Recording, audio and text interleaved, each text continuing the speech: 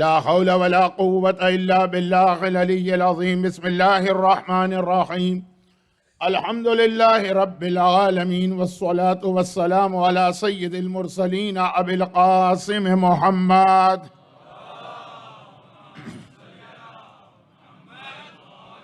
وآله الطيبين الطاهرين الذين أذهب الله عنهم الرجس وطهرهم تطهيرا.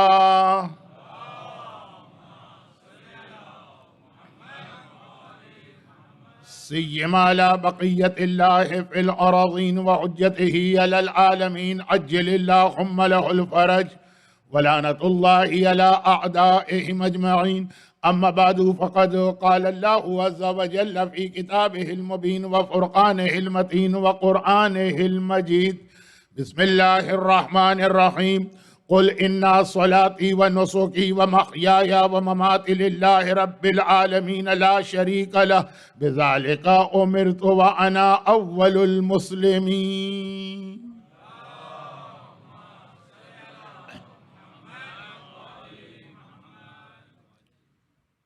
جس وقت میں عزاخانے میں داخل ہوا تو بعض مومنین نے اس طرح گھور کے دیکھا کہ مجھے ایسا لگا کہ شاید لوگ یہ سمجھ رہے تھے کہ میرے آنے میں تاخیر ہو گئی. شاید کافی پہلے میں آ چکا تھا، لیکن کچھ پارکنگ کا مسئلہ، کچھ گاڑیوں کی اتنی لمبی قطار کہ داخل ہونا مشکل ہو رہا تھا، ورنہ بالکل اپنے وقت کے حساب سے، بلکہ وقت سے بھی 2 منٹ پہلے حاضری دے چکا تھا.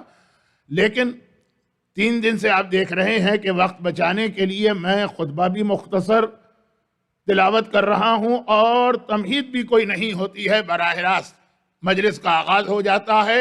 لیکن صرف یہ یاد دلاتے ہوئے کہ قرآن کریم کے سورہ انعام کی جس آیت کی آج تلاوت کی گئی، یہ اسی ہمارا جو خود بخود ایک موضوع بن گیا ہے. جس سبجیکٹ پہ بات ہو رہی تھی وہ تو تھا حکومت معصوم یا حکومت امام، اور یقیناً اس کے اندر موجودہ حالات کو دیکھتے ہوئے امام زمانہ کے حوالے سے بھی کچھ باتیں عرض کرنا تھیں، اور ابھی بھی ہمارے پاس وقت ہے نیکسٹ ویک. مگر ابتدائی چند تقاریر اطاعت کے حوالے سے کچھ اس انداز سے طویل ہوتی چلی گئیں کہ ہمیں دوسرے حصے میں جانے کا موقع ہی نہیں مل رہا. اور اطاعت کے حوالے سے جو 2 دن گفتگو ہوئی ہے قرآن کریم کی آیت سورہ انعام، یہ بہت ہی واضح طریقے پہ اسی پیغام کو بیان کر رہی. قل، کہہ دو، انا صلاتی، میری نماز.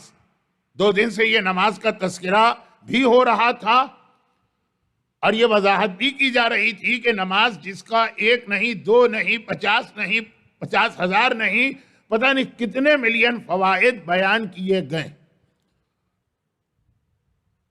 اور یہ بھی کہا گیا ہے کہ اس میں سے اگر کوئی بھی فائدہ نہ ملے تب بھی نماز پڑھتے رہو. اب یہ بات جو ہے وہ ذرا سی پھر ہمیں اپنے اصل موضوع سے ہٹا دے گی. لیکن چونکہ آج کل یہ شوق ہوا ہے بچوں اور نوجوانوں کو، جو ہماری تقریر میں تو نہیں ہوتے ہیں، لیکن بہرحال گھر آپ جاتے ہیں شاید ڈسکشن ہوتا ہو کہ اسلامی عبادتوں کی فلسفی یا لاجک یا حکمت معلوم کی جائے کہ بھئی ہم نماز پڑھتے ہیں تو وائے، اور روزہ رکھتے ہیں تو وائے. تو یہ ایک پیغام بہت ضروری ہے کہ جو بھی آپ کو اس کا فائدہ بتایا جائے، چاہے کوئی بہت بڑا ریسرچ اسکالر اپنی ریسرچ پیش کرے، اور چاہے معصومین کی احادیث ہو، چاہے قرآن کی آیت ہو، وہ فائدے ملے کہ نہ ملے، عبادت ہمیں انجام دینا ہے. اور یہ بھی نہیں سمجھنا ہے کہ ہماری عبادت بیکار ہے. مثلا ان الصلاۃ تنہی عن الفحشاء والمنکر، نماز تمہیں بے حیائی کے کاموں سے بچاتی. اور اگر نماز بھی ہے اور بے حیائی کے کام بھی چل رہے ہیں تو یہ تو کہا جا سکتا ہے کہ نماز کا پورا بینیفٹ ہم نہیں لے رہے ہیں. لیکن یہ نہیں کہا جا سکتا ہے کہ تمہاری نمازیں تو بیکار ہیں. اور تمہاری کا لفظ تو مناسب نہیں ہے، یہ نہیں سوچا جا سکتا ہے کہ ہماری نمازیں بیکار. اب باتیں تو بہت زیادہ اس میں نکل کے آ جائیں گی، فی الحال 2 دن سے جہاں پہ ہم رکے ہوئے ہیں جلدی سے اس بات کو مکمل کر کے پھر اس کے اگلے مرحلے میں داخل ہوں۔ جو میں نے عرض کیا تھا، ظہور امام کی ایک بہت اہم نشانی اسی اطاعت کے حوالے سے، مگر وہاں تک پہنچنے کے لیے یہ 2 دن کا بیان، تو قرآن نے کہا قل کہہ دو اِنَّ صلاتی، میری نماز، وَنُسُکی کی، پھر اگلا مرحلہ خالی نماز ہی نہیں، میری جتنی عبادتیں وہ سب اللہ کے لیے ہیں، اور پھر اگلا مرحلہ کہ عبادتیں کیا، محیایا، میری ساری زندگی اللہ کے لیے، اور پھر زندگی کیا، ومماتی، میری موت بھی اللہ کے لیے۔ مرنے میں بھی ہمیں اللہ نے آزادی نہیں دی ہے، اختیار نہیں دیا ہے، کوئی آپشن ہمارے پاس نہیں ہے۔ اب یہ تو آپ کہیں گے موت تو ہمارے اختیار میں نہیں ہے، لیکن نہیں، فرض کیجئے بعض ایسے واقعاً خوش عقیدہ صاحبان ایمان ہیں کہ امام کے نام پہ مر جانا اور اپنی اولاد کو قربان کر دینا ان کے لیے کوئی مسئلہ نہیں، لیکن اگر کہا جائے کہ رک جاؤ، کون کہے، ہم آپ نہیں، امام کہیں، مالک اشتر خیمے کی تیسری رسی کاٹ رہے ہیں، رک جاؤ، تو وہیں پہ انسان جیسے مشین رک جاتی ہے اس طریقے سے رک جائے۔ موت بھی اپنی مرضی کی نہیں کہ مولا اس نے آپ کی توہین کی ہے، مجھ سے برداشت نہیں ہو رہا ہے، میں اپنی جان دے رہا ہوں۔ جان دینا بھی اپنی مرضی سے نہیں ہے، جو جہاں پہ اسلام نے کہا صبر تو صبر، یہ واقعہ کوفے سے لے کر شام تک کئی بار پیش آیا۔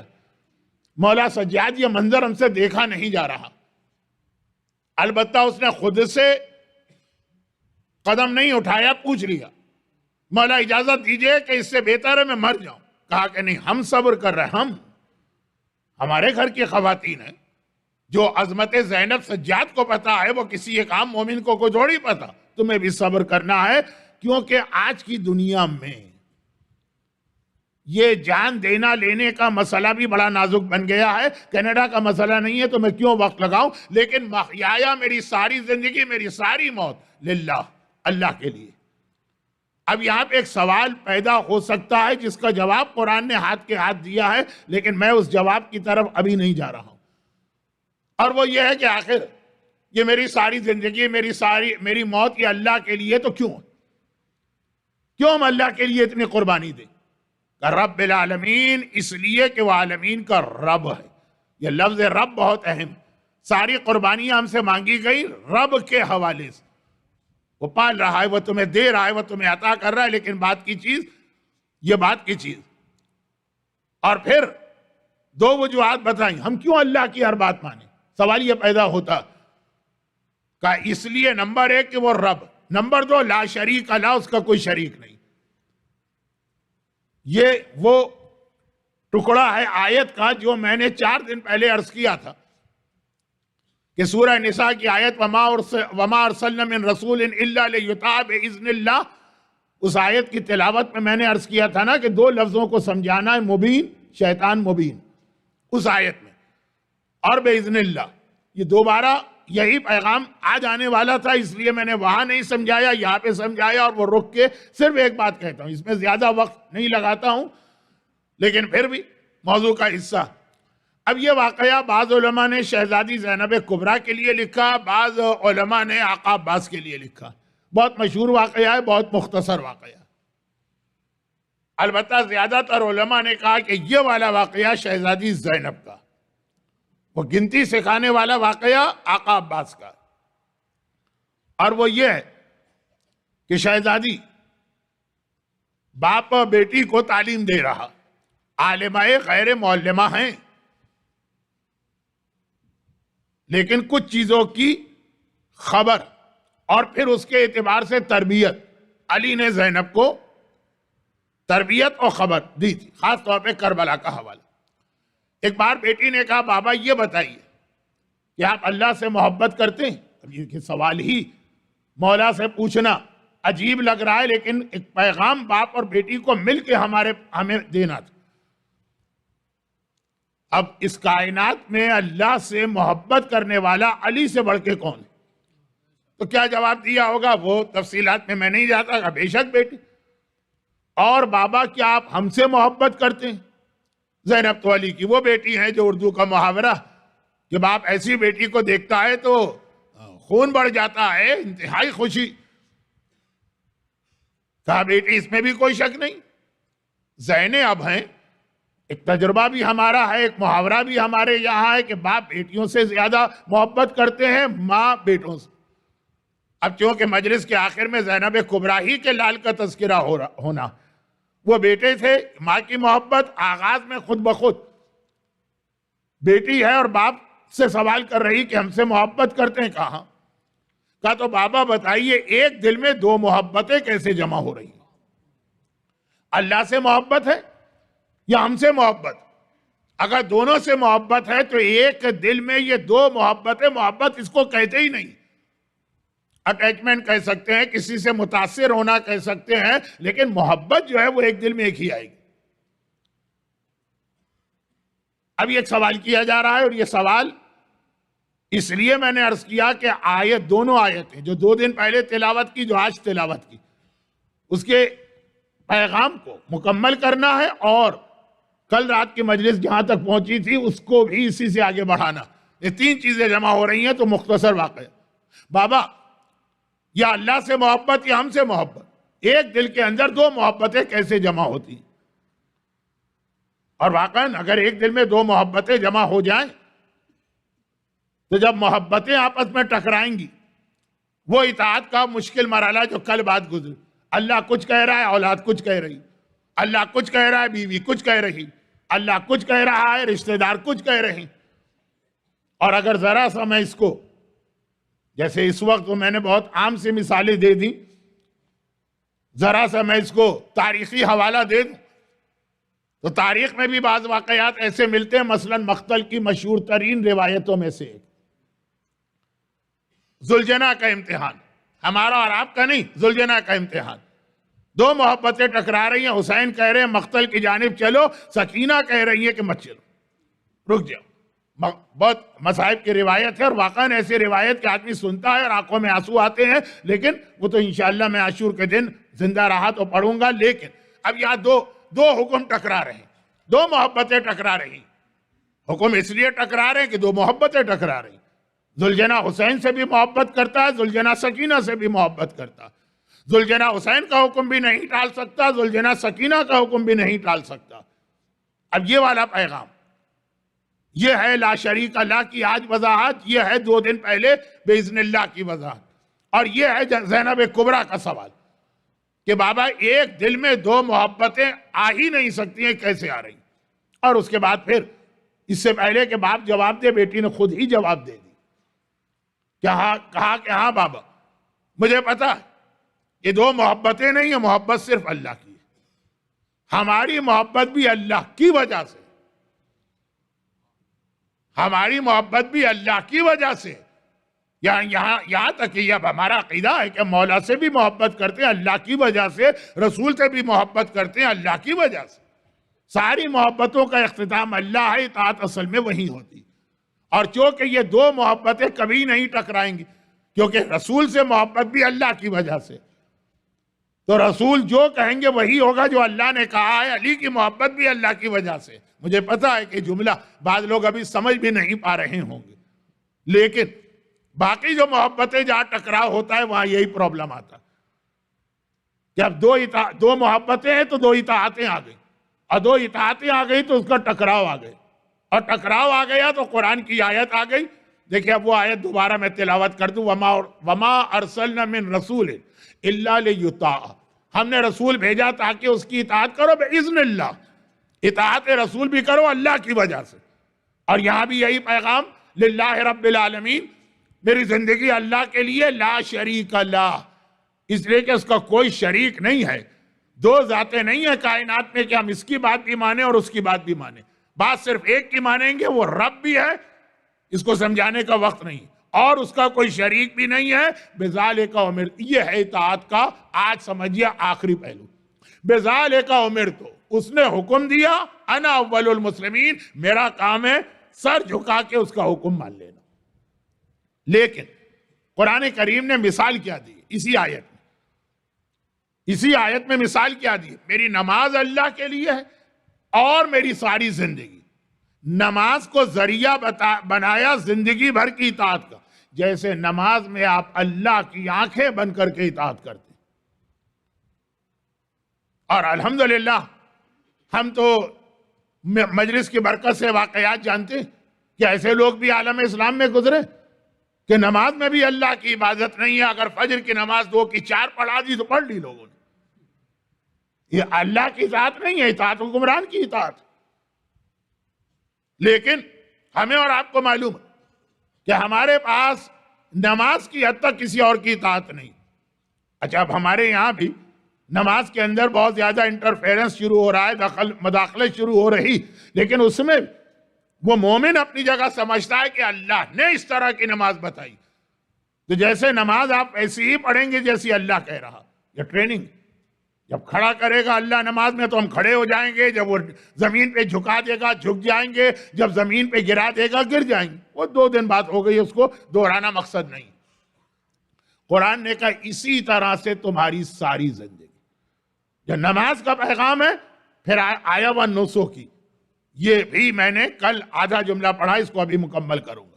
مگر نماز کے حوالے سے یہاں ایک بات عرض کر دوں، گرچہ اس وقت مناسب نہیں ہے کیونکہ گفتگو کا شروع کا حصہ تھوڑا خشک بھی ہو گیا اور ان لوگوں کے لیے عجیب بھی ہو گیا جو ویکینڈ کی وجہ سے آج کی مجلس میں تشریف لائے ہیں اور وہ 3-4 دن سے میری بات نہیں سن رہے تھے. لیکن یہاں رک کے ایک مختصر بات عرض کر دوں، اس لیے کہ اس بات کے بہت سارے پریکٹیکل نقصانات ہمارے قوم کے سامنے آ رہے ہیں، چاہے ان کو خود اندازہ نہ ہو. بہت چھوٹی بات ہے، کوئی بہت بڑا میں مسئلہ حل کرنے نہیں جا رہا. اور وہ یہ کہ بعض اوقات ہمارے یہاں صاحبان ایمان 7 رکعت نماز پڑھ دیتے ہیں ظہر کی. اچھا، اصل جو جہاں تک مجھے لے جانا ہے وہ کوئی اور بات ہے، لیکن چونکہ اصول 3 مثالیں آج مجھے دینا ہے مجلس کے شروع میں، ابھی سے بتا دوں. اور اصل مثالیں میری دوسری اور تیسری، کیونکہ دوسری اور تیسری مثال وہ ہے، بہت بہت بہت احتیاط سے بات کرتے ہوئے، جہاں پہ جو نظریہ ہم دوسروں کے بارے میں رکھتے ہیں اور جو تانا ہم دوسرے کو دیتے ہیں وہ کبھی پلٹ کے ہم پہ آ جاتا. اور وہ یہ ہے کہ ازدواجی تعلقات اور شادی بیاہ کے حوالے سے حرام داخل ہو جاتا ہے، اور جب حرام داخل ہوتا ہے تو پھر جو اس کی اولاد ہوتی.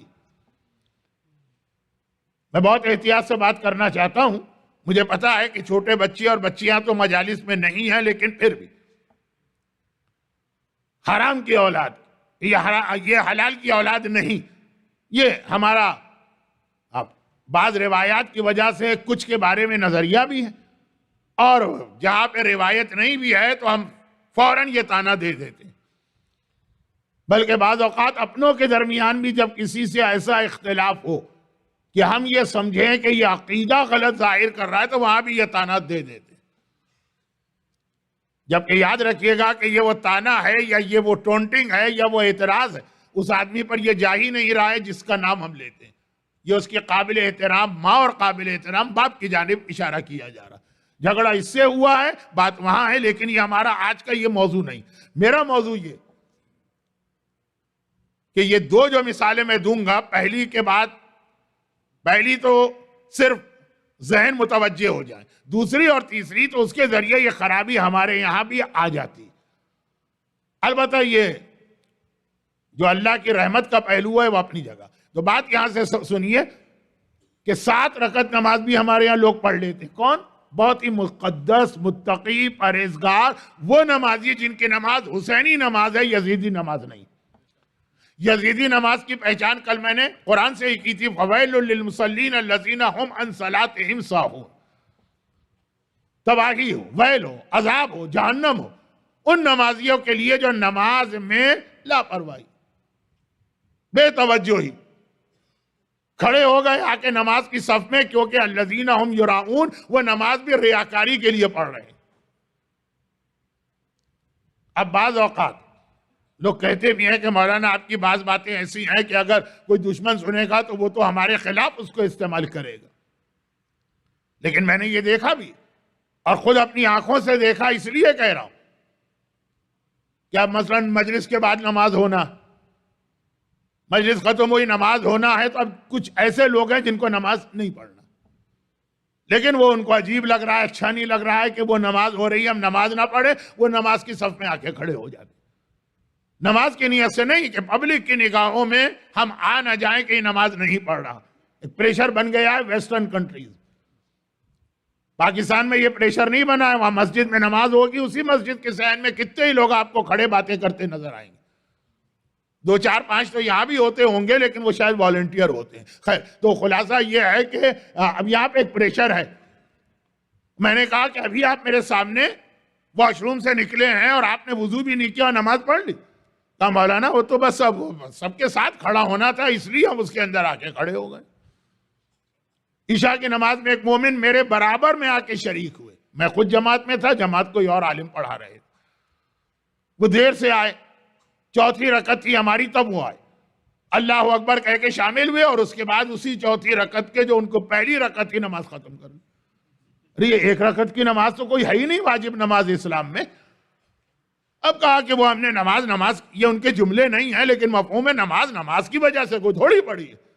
وہ بڑا برا لگ رہا تھا کہ سب لوگ جماعت کی صفوں میں کھڑے، ہم اکیلے کھڑے ہوتے آ کے بیٹھ۔ اب جب جماعت ختم، ہم نے بھی اپنی نماز ختم کر دی، تو قرآن کہتا ہے یہ لوگ، یہ یزیدی نماز ہے، الذین ہم یراؤون، جو ریاکاری کا مظاہرہ کرتے ہیں، ریاکاری دکھانا، اور ان کی پہچان یہ ہے کہ پھر وہ لاپرواہی، ساہون، صاف، غفلت، دماغ کہیں ہے، دل کہیں ہے، خیالات کہیں ہیں، نگاہیں کہیں، کیونکہ وہ اللہ کے لیے تو نہیں پڑھ رہے۔ اب ایسی نماز جب ہوگی تو یہ مثال اس کے لیے نہیں ہے جو میں دینے جا رہا ہوں، مثال اس کے لیے جو متقی ہے، پرہیزگار ہے، خوف خدا رکھنے والا ہے، نماز کو نماز سمجھ کے پڑھ رہا ہے، نماز کو کربلا کے جہاد کا اہم ترین پارٹ سمجھ کے پڑھ رہا ہے، نماز کو اس لیے پڑھ رہا ہے کہ 13 رجب کو کعبے میں پیدا ہوتے ہی علی نے سب سے پہلے پیغام نماز دیا ہے، وہ اس لیے نماز پڑھ رہا۔ اب ہوتا کیا؟ ہوتا یہ ہے کہ وہ نماز پڑھ رہا ہے، 2 رکعت نماز پڑھی، نماز میں کچھ ایسی اس سے غلطیاں ہو گئیں کہ جس کا شریعت میں تو کوئی اور علاج ہے۔ مثلاً اس نے تشہد چھوڑ دیا، بطور مثال، ایک سجدہ چھوڑ دیا غلطی سے، تو اب اس کا تو علاج ہے، نماز تمہاری بالکل صحیح ہے، بالکل ویلڈ ہے، مکمل کرو، بعد میں سجدے کی قضا کر لو، بعد میں تشہد کی قضا کر لو۔ مسائل بیان کرنا میرا مقصد نہیں تھا، اور نہ ہی یہ میں اس لیے خشک بحث چھیڑ رہا ہوں تاکہ کل مجمع کم ہو تو میں وقت پہ آ سکوں اور مجھے وہ بہت لمبی کیو میں نہ کھڑا رہنا پڑے۔ باتوں میں بات آ گئی ہے اس لیے عرض کر رہا ہوں کہ اب اسلام نے علاج بتائے، لیکن بعض ایسے لوگ مطمئن نہیں ہوتے، کہتے ہیں ضرورت کیا ہے ایسی ٹوٹی پھوٹی کٹی پھٹی نماز کی، ہم یہ نماز چھوڑ کے پوری نماز دوبارہ پڑھ رہے ہیں، یا ویسے ہی نماز نہیں پڑھی جا رہی، کہاں یہ بیچارہ جو آدھی نماز پڑھ چکا ہے اس کے بعد ایک اور نماز پڑھنے کو تیار، مگر اسے ایک چیز کا خیال کرنا ہو، اور وہ یہ کہ جو نماز یہ چھوڑنے جا رہا ہے اس وجہ سے کہ اس میں کوئی ایسی غلطی ہو گئی کہ اس کا دل مطمئن نہیں ہے۔ اچھا، اکثر مراجع تو کہتے ہیں کہ اس کی وجہ سے نماز کو چھوڑنا جائز ہی نہیں، پہلے وہ نماز مکمل کرو پھر دوبارہ نماز پڑھو تو کوئی حرج نہیں۔ صرف آغا سیستانی اس وقت کے مراجع میں واحد مرجع جو کہتے ہیں کہ واجب نماز بھی آپ توڑ سکتے ہیں، گناہ نہیں۔ تب یہ کہ دل مطمئن نہیں ہوا 2 رکعتوں کے بعد کہ اس میں یہ غلطی ہو گئی وہ غلطی ہو گئی، چھوڑو نماز دوبارہ پڑھ لو، کیا حرج ہے؟ یہ کتنا متقی پرہیزگار اور کتنا خوف خدا رکھنے والا اور فضیلت نماز اور اہمیت نماز سمجھنے والا، مگر اب اس نے نماز چھوڑی اور دوبارہ نئی نیت کر کے فوراً 4 رکعت اور نماز پڑھ، کیا یہ کہنے سے کہ میں وہ جو 2 رکعتیں یا 1 رکعت پڑھ چکا ہوں چھوڑ رہا ہوں نماز چھوٹ جائے گی؟ نہیں، وہ چل رہی۔ وہ 2 رکعتیں آپ نے پڑھ لی تھی، 4 مزید آپ نے پڑھی تو آپ کی نماز 6 رکعت مانی جائے گی، وہ خود بخود جا کے اس سے مل جائے گی۔ جیسے کئی جگہ پہ ایسا ہوتا، بینک اکاؤنٹ تھا میرا اپنے بیٹے کے نام پہ، پھر وہ بیٹا بڑا ہو گیا، میں نے کہا نام نکالنا ہے، میں اپنا اکاؤنٹ الگ اس کا نام نکال دو، کہا نہیں، پہلے وہ اکاؤنٹ کینسل ہوگا اس کے بعد ایک نیا اکاؤنٹ کھلے گا آپ کے نام سے۔ ایئر لائن کا ٹکٹ تھا، ذرا سا پھر وہ دوسری کچھ دعوتیں آ گئی تو اس کو تھوڑا سا بدلنا پڑا، مثلاً ٹورنٹو سے واپسی تھی، کہا کہ نہیں مونٹریال سے واپس ہونا ہے، کہا پہلے یہ ٹکٹ کینسل ہوگا پھر نیا ٹکٹ ایشو ہوگا. ساری باتیں ویسی ہوں گی جیسے آپ چاہتے ہیں، لیکن پہلے وہ کینسلیشن پھر نماز کا بھی یہی اصول، پہلے وہ 2 رکعت نماز کینسل کرو اور اس کے بعد نئی نماز پڑھو تو یہ سیپریٹ ہو جائیں گے. وہ کینسل تو ہم نے کر دی تھی، یہ خیال کر کے کہ بھائی چھوڑو اس کو، اس کا خیال کرنے سے کینسل نہیں ہوتی ہے. باقاعدہ وہ نماز توڑو. نماز کیسے ٹوٹتی ہے؟ منہ ہٹا لو. نماز کیسے ٹوٹتی ہے؟ کچھ کھا لو. نماز کیسے ٹوٹتی ہے؟ جان بوجھ کے قہقہ لگا دو. پہلے وہ 2 رکعت توڑو، اس کے بعد جب نماز پڑھو گے تو یہ اب نماز نہیں مانی جائے گی. اگر وہ نماز توڑے بغیر صرف دل میں خیال کیا کہ اس کو چھوڑ کے نئی نماز پڑھ رہے ہیں، وہ رکعتیں بھی نئی رکعت سے مل کر 6، 7، 8 رکعت کی نماز بنا دیں گے. اچھا اب یہ غلطی اپنی جگہ غلطی ہے، لیکن اس سے نماز غلط ہے. اب آگے آئیے اگلا مرحلہ. حج اگر کسی کا غلط ہوتا ہے تو حج تو شروع اس بات پر ہوتا ہے کہ بیوی آپ پہ حرام ہے، بیوی پہ اس کا شوہر حرام. یہ حلال ہوگا جب حج صحیح طریقے سے مکمل کرو گے. میں بہت اسٹرانگ مسئلہ نہیں بنا رہا ہوں.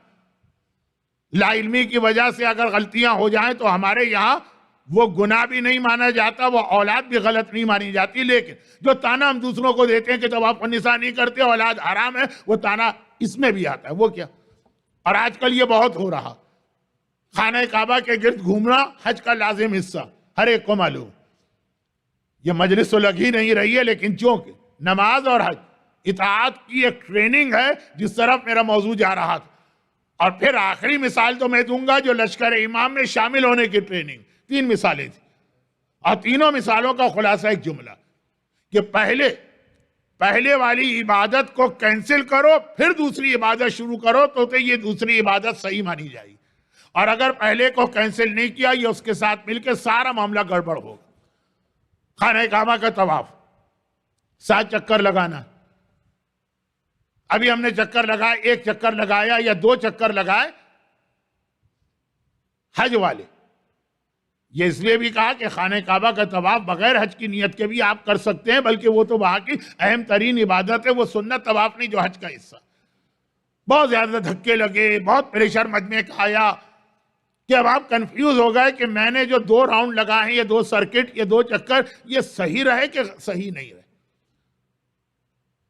اتنی کھلی غلطی بھی نہیں ہو، لیکن جو لوگ کر کے آئے ہیں آج کل کے زمانے میں ان کو معلوم کہ اب دل فیصلہ نہیں کر پا رہا، مزہ بھی نہیں آ رہا اس طواف میں. اتنے دھکے لگ رہے ہیں، اتنا کوئی دائیں سے گروپ جا رہا، کوئی بائیں سے گروپ جا رہا، کوئی سر کے اوپر سے گزرا جا رہا، کوئی پیروں کے بیچ سے نکلا جا رہا. دنیا بھر کی قومیں آتی ہیں، وہ لمبی تڑنگی بھی آتی ہیں اور اتنی چھوٹی چھوٹی منی بھی آتی ہیں کہ جو میں نے کہا کہ کوئی پیروں کے بیچ سے نکلا جا رہا. اب دل مطمئن نہیں ہو رہا ہے کہ یہ حج اور یہ طواف یہ روز والی عبادت تو ہے نہیں، زندگی میں ایک بار آئے ہیں اور اتنا اہم عمل چلو چھوڑو، دوبارہ نیت کر کے دوبارہ شروع کر دیتے. ہاں بس یہ ہو گئی گڑبڑ. 2 چکر آپ نے لگائے ہیں، آپ نے کہا چھوڑو، نئے سرے سے آپ نے 7 چکر لگائے، آپ کا طواف غلط ہو گیا کیونکہ آپ نے 9 چکروں کا طواف کیا. وہ 2 جو ہیں وہ خود بخود آپ کے یہ کہنے سے کہ چھوڑ دو وہ چھوٹیں گے نہیں، وہ اسٹل ابھی باقی ہیں اپنی جگہ پہ. اور آپ نے پھر 7 چکر لگا لیے تو اس میں مل کر یہ 9 ہو گئے. طواف کے اندر، واجب طواف کے اندر یاد رکھیے گا، چکروں کی تعداد میں شک بھی ہو جائے تو وہ طواف بالکل غلط ہو جاتا ہے، یا تو یقیناً آپ نے طواف میں 2 چکر بڑھا دیے. اور یہ غلطی سب سے زیادہ ہوتی ہے، نماز والی غلطی اتنی نہیں ہوتی ہے. یہ حج والی غلطی سمجھا کے لوگوں کو ٹریننگ دے کے کتابوں میں لکھ کے مجلسوں میں پہلے میں مجلس میں نہیں بیان کرتا، لیکن لوگ کہتے ہیں مولانا مکے کی آپ کی تقریر تو وہ لوگ سنیں گے جو آپ کے گروپ کے. کبھی کبھار مجلس میں بھی، اور اتفاق دیکھیے کہ آج ویکینڈ کی مجلس میں یہ بات آ گئی جہاں بہت سارے مومنین عقیدت اور شہزادی زینب کو پرسہ دینے کے لیے آئے ہیں، یہ ساری باتیں ان کو نہیں سننا. لیکن چونکہ مسئلہ بہت اہم ہے، نتیجہ کیا نکلا کہ آپ نے طواف میں 7 کے 9 چکر کر دی. آپ کی نیت 7 کی، ہو گئے 9. وہ طواف غلط ہو گیا تو اس کے بعد کے سارے اعمال غلط ہو گئے. تو جو ہم دوسروں کو تانا دیتے ہیں پلٹ کے تو آ گیا کہ احرام پہنا تھا، بیوی حرام ہو گئی تھی، تم نے ابھی صحیح حج ہی نہیں کیا تو بیوی تو حلال ہوئی نہیں. اور پھر آ کے جو اتنی اولادیں پیدا کر لی. شرعاً مسئلہ ایسا نہیں، کیونکہ شرعاً غیروں کے لیے بھی ایسا نہیں. اگر کسی مسلمان کی فقہ میں طواف النساء نہیں اور اس لیے وہ اس کو چھوڑ کے آ رہا ہے تو اس کی اولاد میں کہیں سے حرمت نہیں آئے گی. لیکن ہمارے لوگ نہیں سمجھتے، اس لیے میں جب نہیں سمجھتے ہیں تو جو لوگوں کا مزاج ہے اسی اعتبار سے اپنے حج کی بات کر رہا ہوں. طلب کے لوگ کہتے ہیں مولانا کبھی ایسا دن آئے گا کہ آپ ہماری کوئی اچھائی بیان کریں گے، ہماری برائیاں بتاتے رہتے، دوسروں کی بھی تو بتائیے.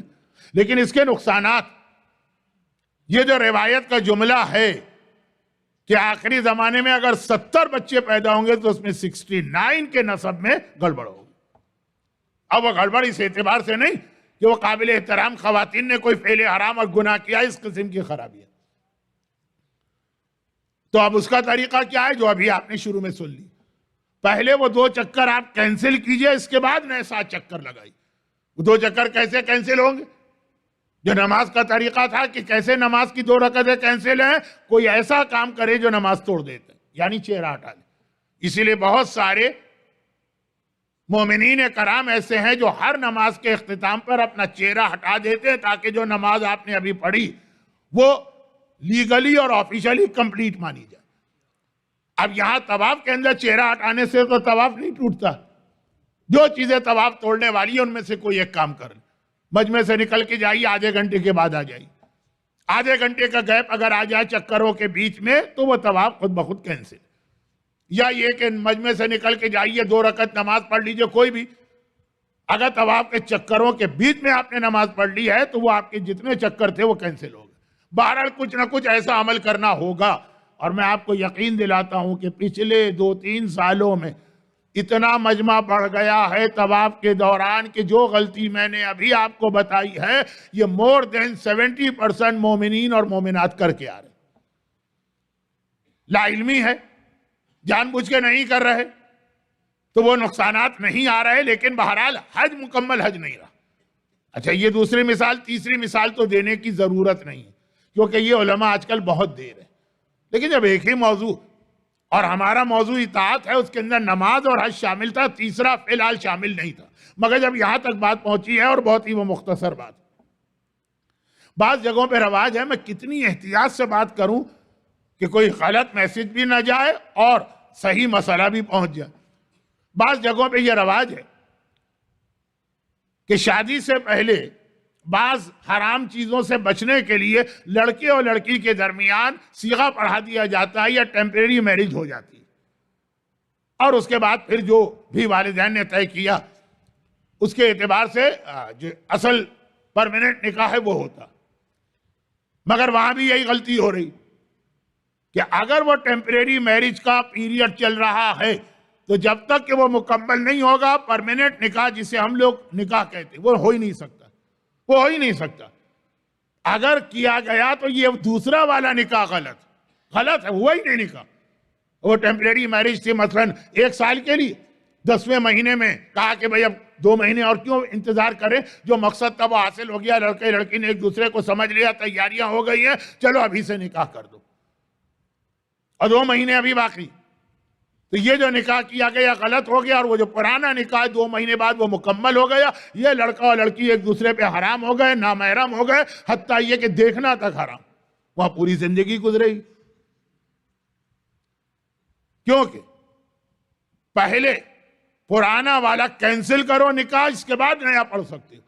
جو نکاح پڑھا جاتا ہے وہ کیا ہوتا ہے؟ میں اس لڑکی کو اس لڑکے کے نکاح میں دیتا ہوں، وہ تو ہے ہی آلریڈی. چاہے ٹیمپریری میرج ہو لیکن وہ نکاح تو ہے نا ہمارے یہاں، حرام کاری تو نہیں ہے نا. کہتے ہیں کہ میں دیتا ہوں، دیتا کیوں؟ تو ہے ہی آلریڈی. تو یہ جو ابھی آپ نے کہا کہ میں دے رہا ہوں نکاح میں، یہ جملہ غلط ہو گیا. اور اس کے پھر نقصانات یہ ہوئے کہ اب یہ لوگ بغیر شادی کے زندگی گزار رہے ہیں، جان بوجھ کے یہ عمل نہیں کر رہے ہیں. دور دور تک ذہن میں یہ خیال بھی نہیں. تو میں اصل مسئلے کی خرابی نہیں بتا رہا، میں تینوں میں سلوشن بتا رہا کہ جب کبھی ایسا مرحلہ آ جائے. آپ یہ دیکھیں تیسرا والا بہت سینسیٹیو ایشو ہے، مگر تینوں میں سب سے نقصان دہ بھی یہی ایشو ہے. اس لیے مجھے اتنی بات آج عرض کرنا پڑی کہ پہلے اس کو کینسل کریں. وہ جو نماز کو پہلے کینسل کریں، صرف منہ پھیر لی، کتنا 5 سیکنڈ کا عمل ہے، اور اس سے آپ کی نئی نماز صحیح ہو جائے گی۔ یہ 5 سیکنڈ کا عمل شیطان نہیں کرنے دیتا ہے، اور وہ 5 منٹ کی جو 4 رکعت آپ نے نئی نماز پڑھی وہ باطل ہو جاتی۔ 5 سیکنڈ بچانے کے لیے 5 منٹ کی وہ نماز جو کتنے بہترین نیت کے ساتھ پڑھی گئی، وہ جو طواف کا 2 چکر لگائے اس کو کینسل کرے، پھر 7 چکر لگائی۔ اب یہ جو مجمع میں بتا رہا ہوں اس کے اندر طواف کم از کم 1.5 گھنٹے میں ہوتا، وہ 1.5 گھنٹے کی آپ نے زحمت برداشت کی، پتہ چلا وہ سب بیکار چلی گئی۔ صرف 2 رکعت اگر آپ نماز مجمع سے ہٹ کے پڑھ کے آ جاتے، وہ 5 منٹ کی نماز پڑھ لیتے تو یہ 1.5 گھنٹے کا طواف غلط نہ ہوتا۔ اور یہاں پہ تو آدھے منٹ کا جملہ ہے کہ جو مدت باقی ہے وہ ہم معاف کرتے ہیں، اور اس کے بعد نکاح صحیح ہو گیا۔ تو یہ وہ چیزیں ہیں جو میں 2 دن پہلے عرض کر رہا تھا کہ کیا پیسے کی محبت میں کوئی آدمی سجدگاہ کا خمس روکتا، یا چند سینٹ بچانے کے لیے کیا کفن کا خمس روکتا؟ نہیں، لا علمی۔ اور یہی ظہور امام کے لیے بھی ایک بہت اہم کنڈیشن ہے اطاعت کے بعد، اور یہی کل رات کے مصائب میں بیان کرنا تھا، وقت نہیں رہا تھا، کہ رجل فقیہ کہہ کے حبیب ابن مظاہر کو بلایا گیا۔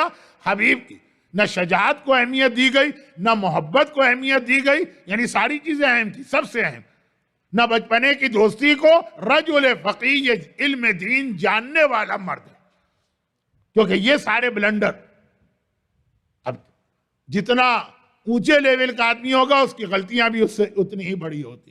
ہمارے ایک بہت ہی مشہور مرجع کا واقعہ ہے، بیان نام نہیں لیتا ہوں، ایسے واقعات۔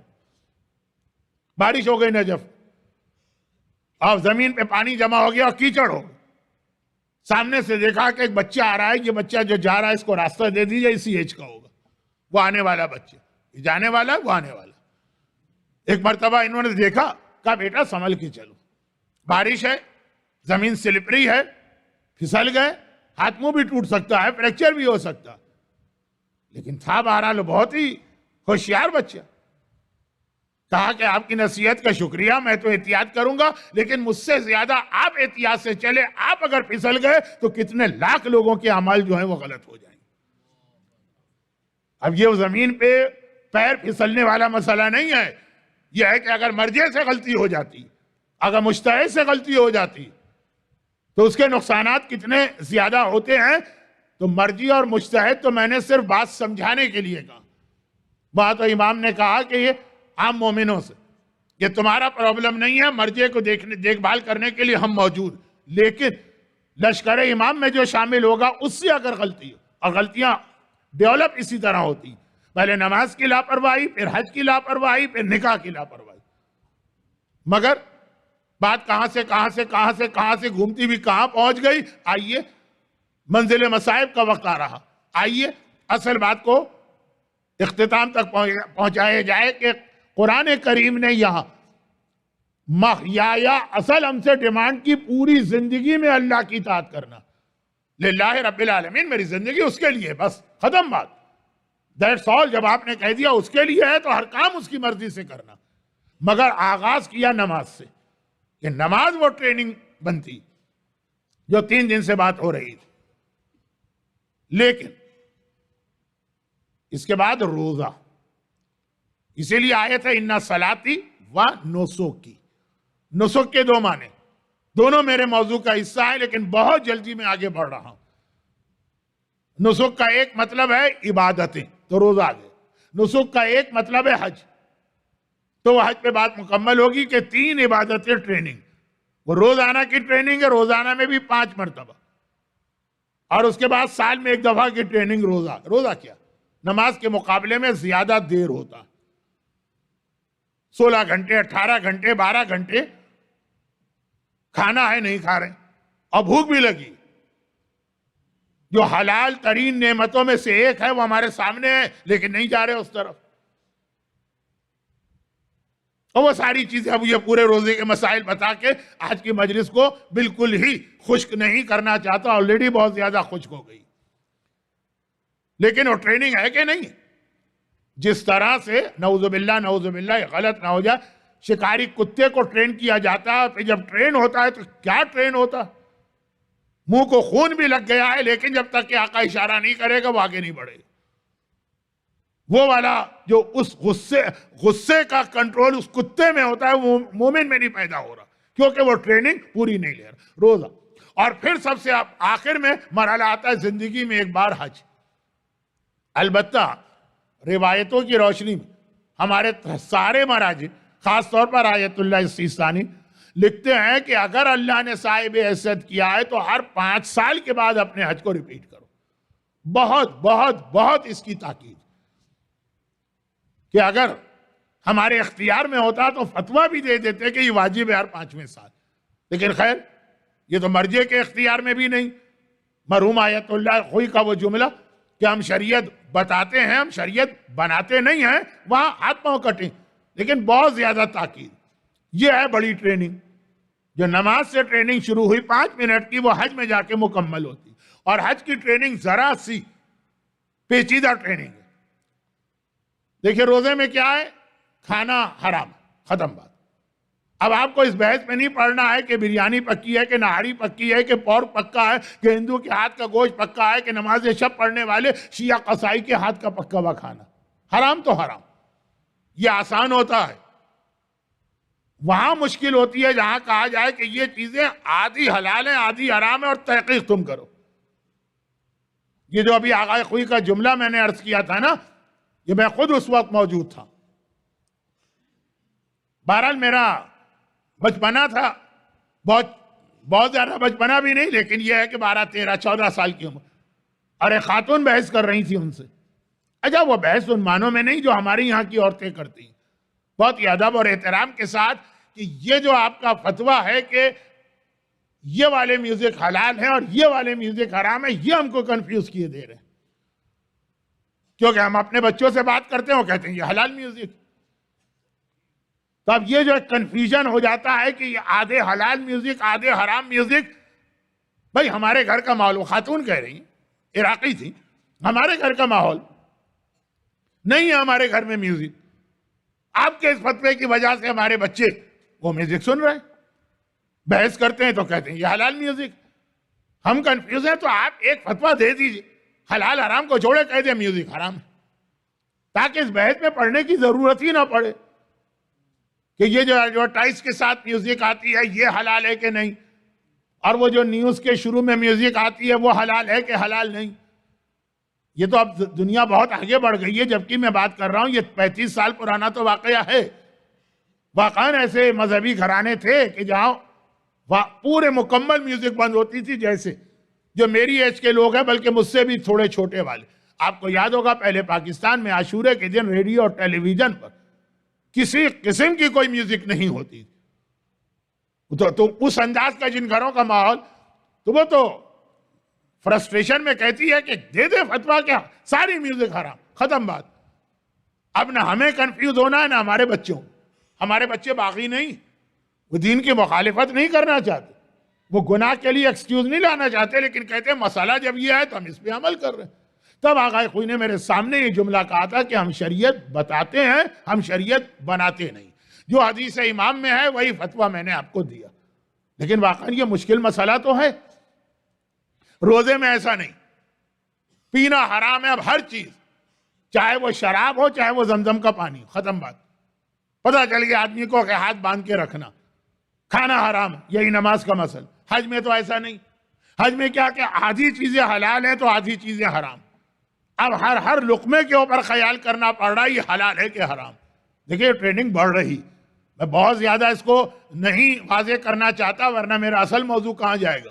آج تو آدھی تقاریر ہو گئی، لیکن مثال دے رہا ہوں کہ دیکھیں وہاں ہر چیز پہ احتیاط، ایسی احتیاط، حرام ہے تو دور ہو گئے، نہیں دور بھی نہیں ہونا۔ بریانی، بہت زیادہ چاول سعودی عرب میں حج میں استعمال ہوتے ہیں، اب 3 دن کا تو آپ کا احرام ہے، 4 دن بھی ہو جاتے ہیں، فاقے تو نہیں کرے گا۔ چاولوں میں وہاں زعفران بہت ڈالتے ہیں۔ اب آپ کے سامنے پکے ہوئے چاول آئے، چاہے سادے ہوں چاہے بریانی ہو چاہے وہ عرب پلاؤ ہو، جو بھی ہو، ہر لقمے میں دیکھنا پڑتا ہے زعفران تو اس میں نہیں، کھا بھی رہے ہو نہیں بھی کھا رہے، اور یہ اتنا بڑا مسئلہ بن جاتا۔ مگر یہ ٹریننگ آگے بڑھ رہی ہے، ایک تو تھا بالکل ہاتھ ہی نہیں لگانا ہے، وہ ٹریننگ آسان ہے، وہ آپ اپنے چھوٹے بچوں کو سکھاتے ہیں، اور بعض چیزوں میں کہہ دیتے کہ بیٹا بڑے ہو گئے تو پھر تمہیں تفصیل خود ہی پتا چلے. چائے خاص طور پہ عرفات کی صبح، جو لوگ حج کر کے آئے ہیں وہ تو مزہ لے رہے ہوں گے، جنہوں نے حج نہیں کیا ہے وہ اس وقت اکتا تو رہے ہوں گے، لیکن اللہ جلد از جلد انہیں حج پر اور عرفات کے میدان میں لے جائے تو یہ چیزیں ان کو مزیدار لگیں گی. عرفات کی صبح پورا دن آج بہت اہم دن ہے، اعمال کرنا ہے، اہم ترین دن ہے اعمال کے اعتبار سے. بھائی اس سے اندازہ کریں کہ روزے جیسی اہم عبادت، مسئلہ کیا ہے؟ عرفہ کا روزہ مستحب ہے، لیکن اگر اس کی وجہ سے اعمال میں کمزوری ہو تو یہ روزہ مکروہ، چھوڑ دو روزہ. دعائیں زیادہ اہم ہو گئی ہیں صرف یہ عرفات کے لیے مسئلہ، ورنہ روزہ صوم لی بہترین عبادت عرفات میں ہے کہ مکروہ. پوچھا گیا، امام سے پوچھا گیا جو ہر مرجع نے لکھا کہ بھائی دعاؤں میں کمزوری ہو، اس سے مراد کیا؟ ایک تو یہ مراد ہے کہ ہم 50 دعائیں پڑھتے، کمزوری ہے تو 40 پڑھیں گے. ہم نے کہا یہ کمزوری نہیں، ہم پوری دعائیں پڑھیں. کہا نہیں، دونوں چیزیں آگے، قلت کم اور کیف، تعداد میں بھی اور کنسنٹریشن میں بھی پڑھیں گے پوری دعا، لیکن پیٹ بھرا ہو تو جتنی توجہ ہوگی اتنی توجہ نہیں رہے گی. کہا چھوڑ دو، روزہ چھوڑ دو، عرفات کا سنت روزہ چھوڑ دو. کیوں؟ اعمال اہم. اب صبح کا وقت چائے نہیں ملی ہے، سر میں درد ہو رہا، وہاں چائے کا انتظام ہے اور پتہ نہیں کیا وہاں کا ماحول ہے کہ آج کل بہت، میں پریکٹیکل مسئلہ بتا رہا ہوں، ہر قافلے کو یہ مسئلہ پیش آ رہا ہے، اور ایک ایک حاجی پر 15 بکرے صرف اس وجہ سے واجب ہوئے. تفصیل میں نہیں جا رہا ہوں، یہ تو کچھ تقریری آج کچھ اور بن گئی، میں تو خود حیران ہوں، میں پڑھ کے آ رہا ہوں، میری خود سمجھ میں نہیں آ رہا میں کیا پڑھ رہا ہوں. ہوتا یہ ہے کہ وہاں چائے میں الائچی ضرور ڈالتے ہیں، اور حالت احرام میں جو خوشبو حرام ہے اس میں الائچی ٹاپ آف دا لسٹ، زعفران اور الائچی. اب ہر گھونٹ میں خیال کرنا پڑتا ہے کہ پتہ نہیں اس میں الائچی ہے اس چائے میں کہ نہیں، یا تو بالکل چھوڑ دو، پینا ہی نہیں ہے چائے، یا بالکل فری ہینڈ کی اجازت. اب بیچ کی بات آ گئی کہ نہیں، ہر گھونٹ پہ چیک کرنا ہے، ہر لقمے پہ چیک کرنا. یہ وہ ٹریننگ بڑھ رہی ہے، اطاعت کی ٹریننگ.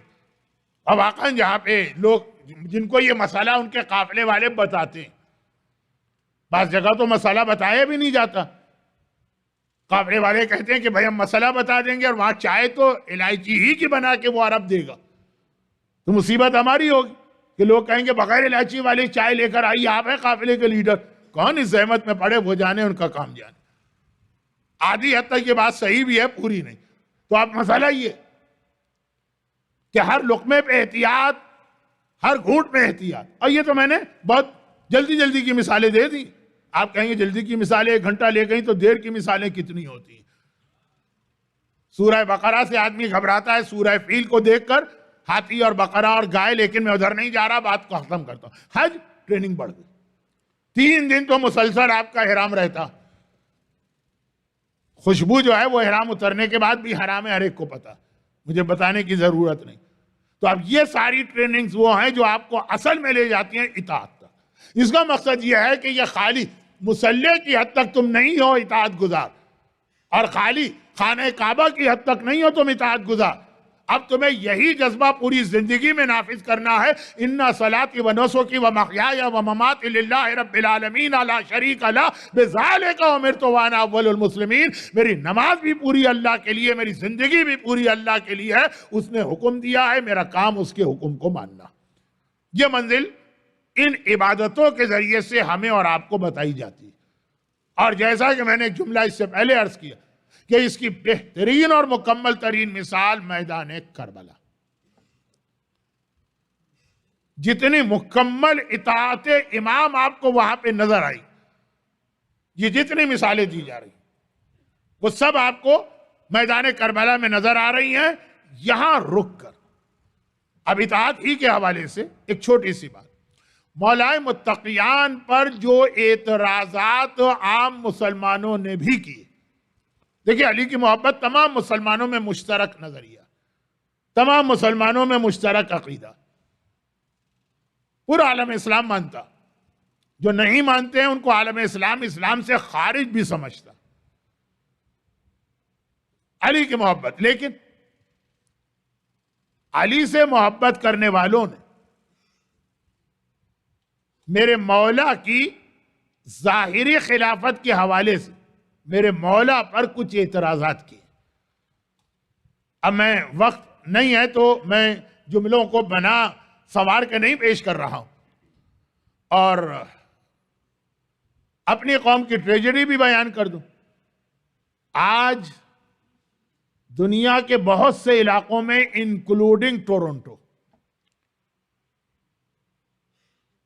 میرے مولا کے حوالے سے صاحبان ایمان میں کچھ انٹلیکچوئلز اور پڑھے لکھے ہیں جو ہفتے میں یا مہینے میں ایک دن جمع ہوتے ہیں اور علی کی غلطیاں جو ہیں وہ ڈھونڈ ڈھونڈ کے نکالتے ہیں کہ میرے مولا نے کہاں کہاں پہ وہ غلطیاں کی جس کے نتیجے میں اس وقت عالم اسلام اور عالم تشیع مصائب میں مبتلا، انکلوڈنگ ٹورنٹو.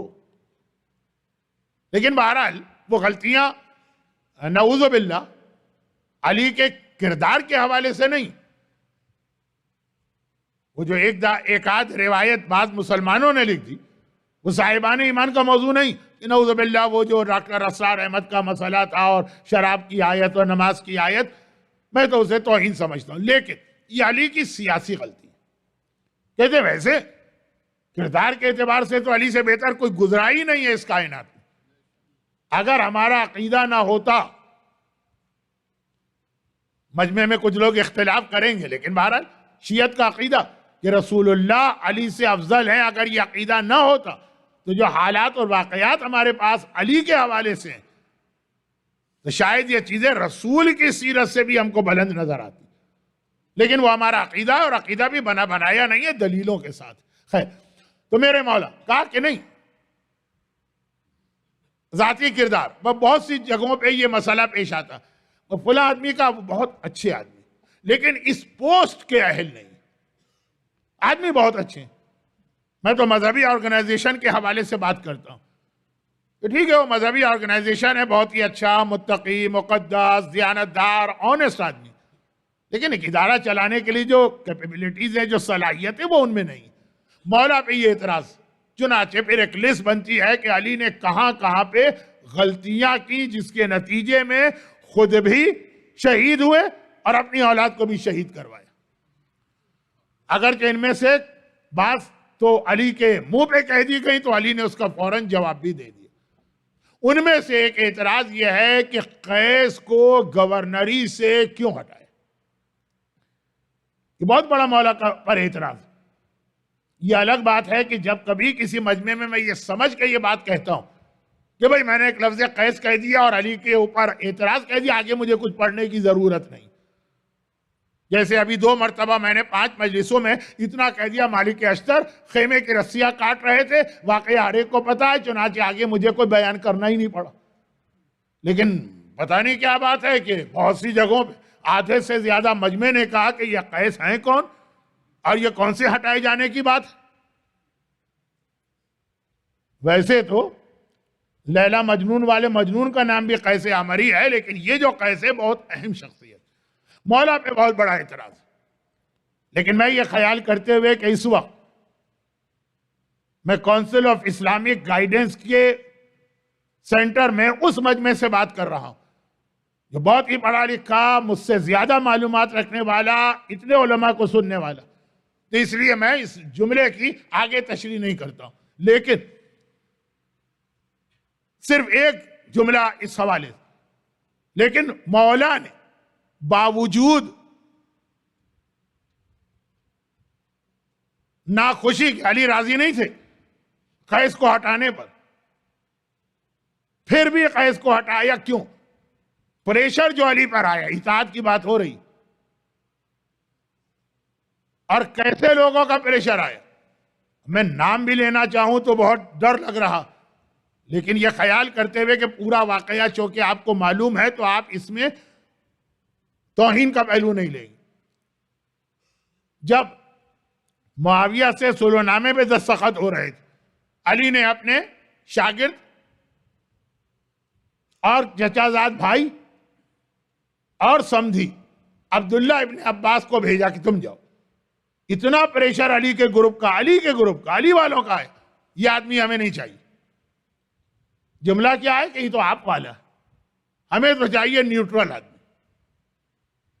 ابو موسیٰ اشعری جیسے نادان و ناسمجھ کو بھیجا گئے، لیکن وہ پریشر تھا عام سپاہیوں کا، وہ پریشر تھا فضول قسم کے لوگوں کا۔ قیس کا پریشر معلوم ہے آپ کو کہ قیس کے حوالے سے مولا کہہ رہے ہیں میں اس کو نہیں ہٹانا چاہتا ہوں، کہا کہ نہیں مولا اس کو ہٹانا پڑے گا، البتہ اتنی بدتمیزی سے نہیں کہا، میرے پاس جو کہ وقت نہیں ہے مجلس میں اس لیے میں بدتمیز بن گیا، کہا لیکن نہیں مولا اس بات پہ آپ امام ہیں تو ٹھیک ہے لیکن ہم راضی نہیں، ہمارا دل مطمئن نہیں۔ کن لوگوں نے کہا؟ اب نام دیکھیے، محمد حنفیہ، علی کا اپنا بیٹا اور بہت ہی صاحب فضیلت بیٹا، بہت ہی عظیم بیٹا، جس کی ماں سے شادی بھی کتنے عجیب طریقے سے ہوئی تھی مولا کی، اسی قبیلے کی تھی جس قبیلے کے مالک ابن نویرہ، شادی اس سے کروں گی جو یہ بتا دے کہ میرے بازو کے تعویذ پہ کیا لکھا ہے۔ خیر، محمد حنفیہ کی عظمت کا اندازہ صرف ایک حدیث سے لگایا جا سکتا، اور وہ مولا کا پیغمبر اسلام کا ایک جملہ کوٹ کرنا ہے کہ پیغمبر مجھ سے کہہ گئے تھے کہ تمہارے یہاں یہ بیٹا پیدا ہوگا، تو میں اس کو ایک ایسی اجازت دے رہا ہوں جو اجازت اس کائنات میں صرف میرے لیے ہے یا آخری امام کے لیے، آخری رسول اور آخری امام، باقی 11 اماموں کے لیے بھی وہ چیز نہیں ہے، اور وہ ذرا عربوں کا ایک ماحول ہے جس کو سمجھانے کی ضرورت بھی نہیں۔ چنانچہ بعض مراجع نے باقاعدہ اس پر حرام کا فتویٰ دیا، آغا سیستانی نے کراہت شدیدہ کا فتویٰ دیا کہ اگر کسی بچے کا نام میرے نام پہ رکھو تو اس کی کنیت میری کنیت نہ رکھنا، اور اگر اس کی کنیت میری کنیت رکھنا ہے تو نام میرا نہیں رکھو۔ پیغمبر کا نام محمد ہے، کنیت ابو القاسم ہے جو دعائے توسل میں آپ پڑھتے ہیں۔ کہا صرف علی تمہارے اس تیسرے بیٹے کو میں یہ اجازت دے رہا ہوں، توہین نہیں کر رہا، لیکن آقا حسن آقا حسین کے لیے بھی نہیں، آقا عباس کے لیے بھی نہیں، کہ صرف اس کو یہ اجازت ہے اس کا نام بھی وہی رکھنا جو میرا نام ہے محمد حنفیہ، اور اس کی کنیت بھی وہ رکھنا۔ تو اور بہت سارے بھی واقعات ہیں، لیکن میں نے کہا پیغمبر کا اتنا فرمان جو ائمہ طاہرین میں سے بھی صرف زمانے کے امام کے لیے اجازت ہے وہ محمد حنفیہ کو دی گئی، جس سے پیغمبر تو فضیلت بیان کرنا چاہ رہے ہیں، جس سے گمراہ لوگوں نے ایک نیا نظریہ بنائے کہ یہی تو آخری امام ہے، کہ یہ تو اجازت فقط اس امام کو ہوتی ہے جو مہدی کہلاتا ہے، محمد حنفیہ ہی تو امام مہدی ہے، اور وہ اس پہاڑ کے اوپر آخری زندگی انہوں نے گزاری ہے جو دعائے ندبہ میں نام آتا ہے، جبل رضوی، ایک پہاڑ کا نام آتا ہے نا دعائے ندبہ میں، وہ وہی محمد حنفیہ کا پہاڑ ہے، لیکن خیروں کی اتنی عظیم شخصیت، اور پھر باپ امام بھی ہیں علی، باپ بھی، کہا کہ بابا قیس کو تو ہٹانا پڑے گا، مثلا اس بدتمیزی سے، اس تلخی سے، اس سختی سے نہیں کہا، لیکن پریشر کی بات کر رہا ہوں۔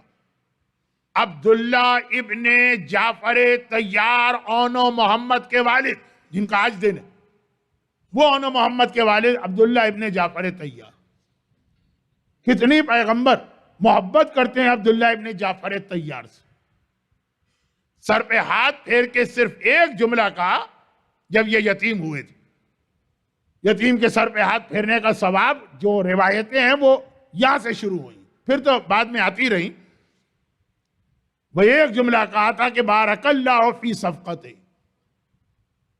اللہ تیرے بزنس کے اندر برکت دے، اور کیا برکت ملی ہے۔ میں تو اسی ممبر پہ بھی ایک دفعہ پورا جناب زینب کبریٰ کی شادی کے حوالے سے واقعہ پڑھ چکا ہوں، بہت کلوز تھے مولا کی،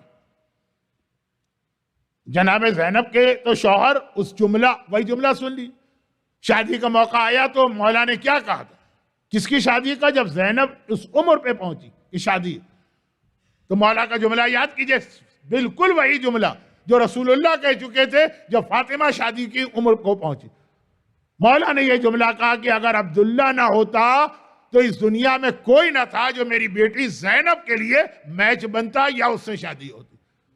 زینب کبریٰ کی عظمتیں دیکھیں مجلس شروع ہوئی تھی زینب کبریٰ کے واقعے سے، ایک دل کی دو محبتیں ختم ہو رہی ہیں ان کے شوہر کے واقعے پر، لیکن جملہ یہ ہے کہ زینب کبریٰ کی جو عظمتیں ہیں وہ عبداللہ کی عظمتیں، جیسے وہاں بھی پیغمبر کا جملہ اگر علی نہ ہوتے تو فاطمہ کی شادی نہیں ہوتی۔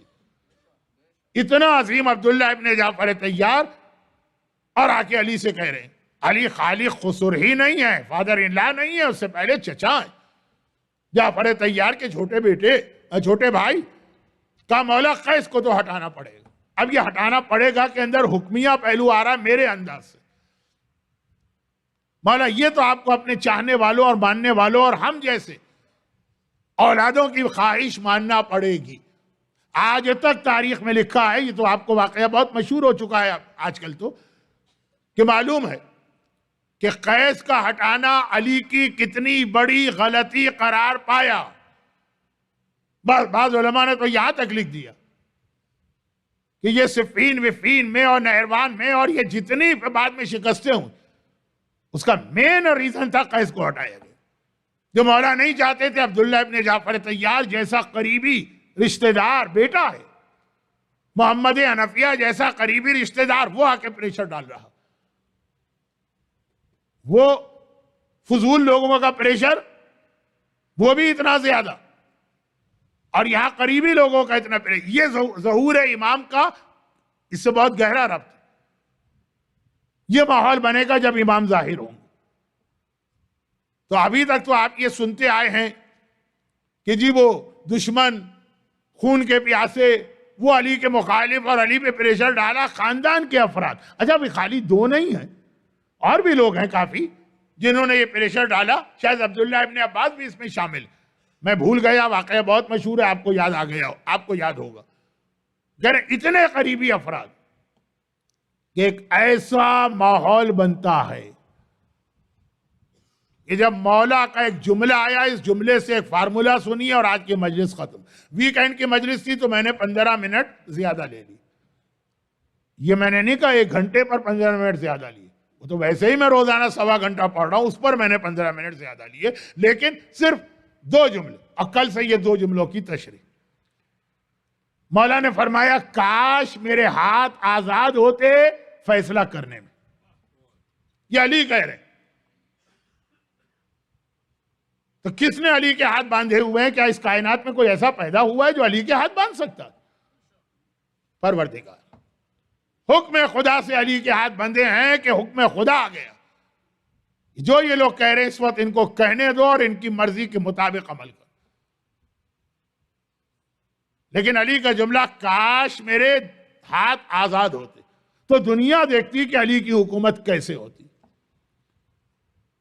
اور واقعاً ایک امام آئے گا کہ جس کے ہاتھ آزاد ہوں گے، جس پہ اللہ کی طرف سے کوئی پابندی نہیں ہوگی، تو دنیا دیکھے گی کہ حکومت امام ہوتی کیسی۔ ہم اور آپ دیکھیں گے نہیں، ہم اور آپ تو خود اس کا حصہ بن کے اس میں زندگی گزار رہے ہوں گے انشاءاللہ۔ مگر پھر اب ایک اور جملہ سن لیجئے، جو میں نے کہا یہ باتیں کل سے اب شروع ہوں گی، اور وہ ایک فارمولہ صحیح مسلم میں پیغمبر اسلام کی جو حدیث حضرت عائشہ سے ہے، وہاں سے لے کے یہ فارمولہ 11ویں امام تک چلتا ہے۔ حضرت عائشہ سے یہ جملہ کہا تھا نا رسول اللہ نے، اے عائشہ کاش مجھے ایسا موقع مل جاتا کہ میں خانہ کعبہ کو کم از کم اپنے دادا کے نقشے پہ بنا دیتا، کاش، لیکن کیا کروں، لولا قوموں کی حدیث بعہد الاسلام، تیری قوم ابھی نئی نئی اسلام لائی ہے، میں ابراہیم کے مطابق بناؤں گا کعبہ اور اس کے نقصانات اور زیادہ آئیں گے سامنے۔ یہ پیغمبر سے لفظ شروع ہوا کاش، اور 11ویں امام تک کئی جگہ پہ یہ لفظ آیا۔ اب فارمولہ سنیے، کل وضاحت۔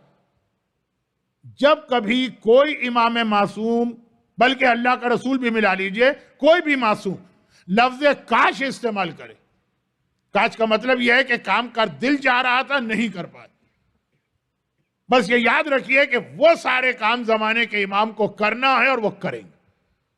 جو بھی مولا نے اگر کبھی کہا کاش یہ کام کا مجھے موقع ملتا، علی کا بیٹا زمانے کا امام آ کے اسی کام کو انجام دے۔ اگر آقا حسین نے کبھی کہا ہو، اور سب نے کہا کہ کاش مجھے موقع ملتا اور میں یہ عمل کرتا، وہ کام زمانے کا امام آ کے انجام دے، لیکن آغاز ہوگا پیغمبر اسلام کے کاش سے، اور پیک پر پہنچے گا امام زمانہ کا جہاد مولا کائنات کے 21 کاش پر۔ مولا کی زندگی میں نے دیکھا تو 21 یا 22 جگہ پہ یہ لفظ کاش آیا، جس میں قیس کا بھی تذکرہ ہے، لیکن اب قیس کا واقعہ تو آپ جانتے ہیں، باقی چیزیں انشاءاللہ کل سے آئیں گی۔ مگر نبی ہو یا امام کاش پر اس وقت عمل کرے گا جب لشکر وہ نہ ہو جو رسول کو ملا، جو علی کو ملا، اطاعت والا لشکر ہو۔ یہ 4 دن یہی سمجھانے کی کوشش کی گئی، اطاعت والا لشکر ہو، نافرمان لشکر نہ ہو کہ امام کو امام مانتا ہے، پریشر بھی وہی ڈال رہا ہے، اور علی کو کہنا پڑا سمجھ میں نہیں آتا میں تمہارا امام ہوں یا تم میرے امام، مجھے تمہاری بات ماننا ہے کہ تمہیں میری بات ماننا۔ پورا اطاعت گزار، اور جیسا کہ میں نے کہا کہ اطاعت کی اعلیٰ ترین مثال ہمارے سامنے، ایک جملہ میں نے کہا نا، اسی کا ایک آدھا جملہ باقی تھا، وہ بیان کر کے منزل مصائب، کیونکہ آج کی رات سے عاشور کے دن شام غریبہ تک مسلسل تبرکات و شبی برآمد ہوں گی، تو مصائب کے بعد دعا کا وقت نہیں ہوگا۔ خدا بندہ تجھے انہی ہماری مجالس کا اور اس گریہ کا واسطہ مجلسوں میں آنے والے ان مومنین اور مومنات کی ہر پریشانی کو دور فرما، ہر حاجت کو پورا فرما، غم حسین کے سوا ہمیں دنیا اور آخرت میں کوئی غم نہ ہو۔ آج کی مجلس جن مرحومین کے لیے ہے، اعلی علیین میں انہیں اور تمام مرحومین کو بلند درجات عطا فرما، اور ہمارے امام کے ظہور میں تعجیل فرما۔ اعلیٰ ترین مثال کربلا کا لشکر، لیکن کربلا کے، میں نے کہا یہ جملہ تو آ چکا تھا، اس کا آخری حصہ، اور کربلا کے لشکر میں بھی مردوں سے زیادہ اعلیٰ مثال ہمیں کربلا کی عورتوں میں نظر آئی۔ لشکر یزید ایک چھوٹی سی بچی کے کان میں سادہ سی بالی کو چھوڑنے کو تیار نہیں، اتنے لالچی، مال غنیمت لوٹنے کے اتنے شوقین کہ ایک چھوٹی سی بچی، اس کے کان میں جو بالی ہوگی وہ کتنی چھوٹی ہوگی، اور وہ بھی بالکل سادہ سی، وہ بھی لوٹ کے لے جانا۔ ایسا ظالم لشکر، آخر یہ خیمے جو 18 خیمے جلائے کیوں؟ تو لوٹنا چاہیے تھے ان کو۔ خیمے کی قیمت آج بھی کتنی زیادہ ہوتی، یہ باہر آپ کے یہاں مارکی لگی ہے تو یا ٹینٹ لگا ہے تو جا کے پوچھ لیجئے انتظامیہ سے خرچہ ہوا ہوگا۔ 18 خیمے، جو ہر چیز لوٹنے کے عادی ہیں، وہ یہ خیمے جلا کیوں رہے ہیں؟ وہ یہی پیغام جو 5 دن کا آج مکمل ہوا، جلانا نہیں چاہتے تھے۔ گورنر مدینہ کا مسجد النبوی کے ایکسٹینشن کے وقت جو حکم تھا، یہ جو مکانات ہیں اس کو جلاؤ نہیں، جو سیدانیوں کے مکان تھے، لیکن جب سپاہیوں نے کہا کہ وہ سیدانیاں اپنے مکان چھوڑنے کو تیار نہیں ہیں تو کہا اب جلا دو، جب آگ لگے گی خود ہی باہر نکلیں گی۔ پھر امام نے ایک عجیب جملہ کہا جو کل سنیے گا، آج وقت نہیں، لیکن خیمے ان کو لوٹنا تھے۔ بیویوں سے کہہ رہے ہیں کہ باہر نکلو، خیمے ہمیں لوٹنا ہے، لیکن ہر بیوی نے کہا کہ نہیں، جل کے مر جائیں گے لیکن خیموں سے باہر نہیں نکلیں گے۔ کیوں؟ امام بٹھا کے گئے تھے۔ دیکھیں اسے کہتے ہیں اطاعت، امام بٹھا کے گئے اور ایک جملہ کہہ کے گئے کہ اب تمہیں ہر حکم ماننا ہے زینب کا، تو اب امام نے بٹھایا ہے، یا تو امام اجازت دے دیتے باہر جانے کی، یا جسے مقرر کیا وہ زینب اجازت دے دے۔ جب عاجز آ گیا لشکر یزید سیدانیوں کے اس اصرار پر، تب جا کے خیموں میں آگ لگائی کہ آگ لگے گی خود ہی باہر نکلیں گے۔ اور وہاں بھی آپ دیکھیں یہی جملہ کہا کہ نہیں کہا، آخری خیمے میں بھی جب بیویاں جمع ہو گئیں تب بھی باہر نہیں نکلی۔ شہزادی اگر آپ کہیں تو ہم یہاں جل کے مر جائیں، آقا حسین بٹھا کے گئے، یا اگر آپ کہیں تو باہر نکلے، کیونکہ آپ کو اپنے بعد آپ کو ہمارا قائد یا رہبر بنا کے گئے۔ کربلا کی سیدانیوں تک میں آپ کو اطاعت کا وہ جذبہ نظر آئے کہ اس کا ذرا سا حصہ بھی ہم پہ آ جائے تو آج صبح امام آ جائے، باقی اب یہ باقی باتیں کل ہوں۔ اور جب کربلا کی سیدانیوں کی بات آتی تو جو ہمارے سامنے سب سے پہلا نام آتا ہے زینب کبریٰ کا۔ یاد رکھیے محبتیں دو طرفہ ہوتی ہیں، جو خلوص والی محبتیں دو طرفہ ہوتی ہیں۔ زینب کو حسین کے اکبر سے کتنی محبت ہے۔ کل آنے والی رات شہزادہ علی اکبر کی رات ہے یہاں کے اسکیجول کے حساب سے، مگر یہ یک طرفہ نہیں، اتنی محبت حسین کو زینب کے لال اور محمد سے۔ بہن بھائی کی اولاد سے محبت کرتی ہے تو بھائی بھی بہن کی اولاد سے اتنی ہی محبت کرتا۔ اور پھر کل کی مجلس جہاں پہ ختم ہوئی تھی اس جملے سے ربط دے رہا ہوں، والدین کا احترام اور خدمت۔ یہی عبداللہ ابن جعفر طیار جن کا 2 دفعہ آج نام ایسا آیا کہ میں اب تک ڈر رہا ہوں کہ ایسا نہ ہو کہ ان کی توہین ہو گئی ہو یا کوئی نگیٹو پرسنالٹی میں نے ان کو بنا دیا ہو۔ جب آقا حسین مکے سے کربلا چلے تھے تو آن اور محمد دونوں کو مکے میں چھوڑ کے گئے تھے۔ تمہارا باپ ضعیف ہے، بیمار ہے، اور وہ جو آنکھوں کا پرابلم، میرے ساتھ جانے سے زیادہ تمہاری ذمہ داری ہے اپنے بوڑھے باپ کی خدمت کرنا۔ یہی جملہ امام زمانہ نے اس ظاہر سے کہا تھا، لیکن اب واقعات کا وقت نہیں ہے، پہلے ہی آج میں بہت معذرت خواہ ہوں، صرف ویکینڈ کی وجہ سے بیان ذرا لمبا ہو گیا۔ کہا تمہاری زیادہ بڑی ذمہ داری، یعنی کربلا سے بڑی ذمہ داری۔ امام زمانہ میں نے بھی یہی کہا تھا نا نوجوان سے، کربلا سے بڑی ذمہ داری تمہارا باپ۔ اور یہ جملہ امام زمانہ کا بعد میں آیا، پہلے تو خود آقا حسین کا جملہ تھا، بیٹا اون بیٹا محمد، تمہارے باپ کو تمہاری ضرورت۔ یہ کہہ کر اون و محمد کو چھوڑ کے گئے اور قافلہ چلا، لیکن ابھی زیادہ دور نہیں گیا۔ آج حج اور مکے کے حوالے سے بہت سی باتیں آ گئی، تو یہ آخری بات بھی سن لیجئے کہ مکے کے بالکل قریب مسجد عائشہ، مسجد عمرہ ہے اصل نام تو یہ، اور اب تو قریب کیا تو مکے کے اندر، لیکن وہاں پہ حسینی قافلہ پہنچا، وہ ہے کتنی دور، سامنے تو ہے، اور حسین نے قافلہ روک دیا۔ عباس قافلے کو روک دو، عباس کا کام وائے پوچھنا نہیں ہے، حکم آ گیا روک دیا۔ صرف اگلا حکم سننے کے بعد ایک جملہ کہا تھا، اگلا حکم آیا عباس اور میرے لیے خیمہ یہاں پہ لگاؤ۔ خیمہ بھی لگ گیا، حسین خیمے میں چلے گئے۔ اب عباس آئے، کہا آقا بس اتنا بتا دیجئے کہ سیدانیوں کے بھی خیمے لگا کے پورا قافلہ اتارا جائے۔ کہا کہ نہیں عباس، خالی یہ خیمہ لگے گا، اور یہاں کیوں کھڑے ہو، باہر جاؤ، میرا مہمان آ رہا ہے، استقبال کر کے لاؤ۔ اب یہ کون مہمان ہے؟ لیکن جب عباس باہر گئے تو فوراً پہچان لیا، زینب کبریٰ کی شوہر عبداللہ ابن جعفر طیار، جو ضعیف بھی ہیں، بیمار بھی ہیں، اور آنکھوں کا بھی ایک بہت بڑا مسئلہ، وہ آ رہے ہیں۔ عظمت زینب کی وجہ سے عبداللہ ابن جعفر طیار کا احترام بہت زیادہ بڑھ گیا خاندان میں۔ چنانچہ عباس پورے احترام کے ساتھ ان کا استقبال کر کے ان کو خود اپنے ساتھ خیمے میں لاتے ہیں۔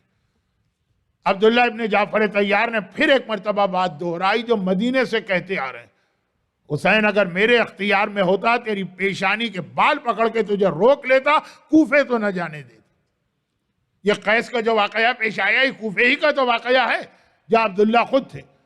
مجھے پتا ہے کوفہ کس شہر کا نام، لیکن یہ بھی مجھے معلوم ہے تو امام وقت، تو امام زمانہ، جو کرتا ہے حکم خدا سے کرتا ہے، اس لیے میں خاموش ہوں۔ البتہ اس وقت میں اس لیے آیا ہوں، ایک لمحے کے لیے میں اپنی بیوی زینب کبریٰ سے بات کرنا چاہتا ہوں۔ حسین نے کہا عبداللہ وہ آپ کی زوجہ ہیں، وہ سامنے ان کی سواری ہے، مجھ سے بھی پوچھنے کی ضرورت نہیں۔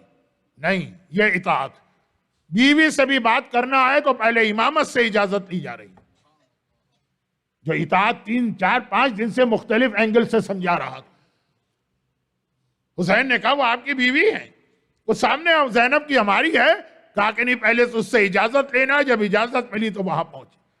اچھا اب اتنی دیر میں زینب کبریٰ کو بھی پتا چل گیا کہ نہ صرف یہ کہ قافلہ رکا، بلکہ میرا شوہر خاص مکے سے یہاں تک آیا۔ اب دل میں ایک وسوسہ پیدا ہوا، وسوسہ کیا ایسا تو نہیں کہ ہم لوگوں کے مکہ چھوڑنے کے بعد کسی نے جا کے کوئی ایسی بات کہہ دی ہو کہ عبداللہ مجھے واپس لے جانے آئے۔ بہرحال اگر وہ روایت صحیح ہے کہ مولا نے شادی کے وقت ایک شرط رکھی تو الگ بات، ورنہ شریعت تو پھر شریعت ہے، حکم تو سب کے اوپر نافذ ہوتا۔ چنانچہ زینب کے دل میں یہ خیال اس تیزی کے ساتھ آیا کہ کہیں واپسی کی بات تو نہیں ہو رہی، کہ گھبرا گئی زینب۔ ابھی عبداللہ قریب آ کر صرف سلام کیا، السلام علیک یا بنت رسول اللہ، اور زینب نے تڑپ کے جواب تو دیا وعلیک السلام یا ابن اخی یا ابن امی، جواب تو دیا، لیکن تڑپ کے کہا کہ اے عبداللہ اگر مجھے واپس لے جانے کے لیے آئے ہیں تو شریعت کے آگے زینب بولے گی نہیں، مگر زینب نہیں جا سکتی ہے، زینب کی میت جائے گی، زینب کا لاشا جائے گا، زندہ زینب تو بھائی سے الگ ہو کے نہیں جائے گی۔ ادھر عبداللہ سر سے پیر تک کانپ اٹھے، پتا ہے کہ زینب میری بیوی ہے، لیکن یہ بھی پتا کہ زینب کا رتبہ کتنا بلند ہے۔ تڑپ کے کہا شہزادی میری یہ جسارت، میری یہ مجال کہ میں آپ کو اور کوئی حکم دوں؟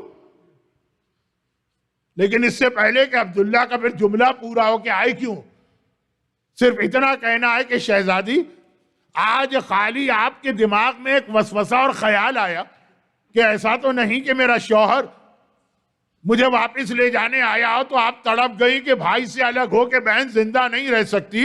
جب عصر عاشور آخری سلام کے لیے حسین آئے اور کہا کہ بہن زینب 55 برس کا ساتھ چھوٹ رہا ہے، اس وقت بہن کے دل پہ کیا قیامت گزری ہوگی۔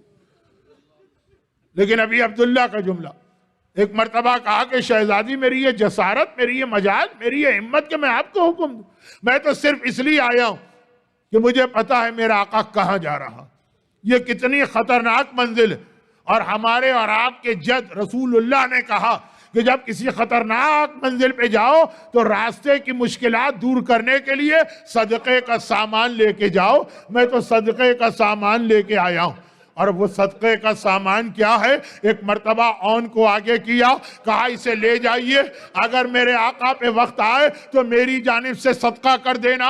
محمد کو آگے کیا، اور اگر مصیبت اور بڑی ہو تو اسے اپنی جانب سے میرے آقا پہ صدقہ کر دینا۔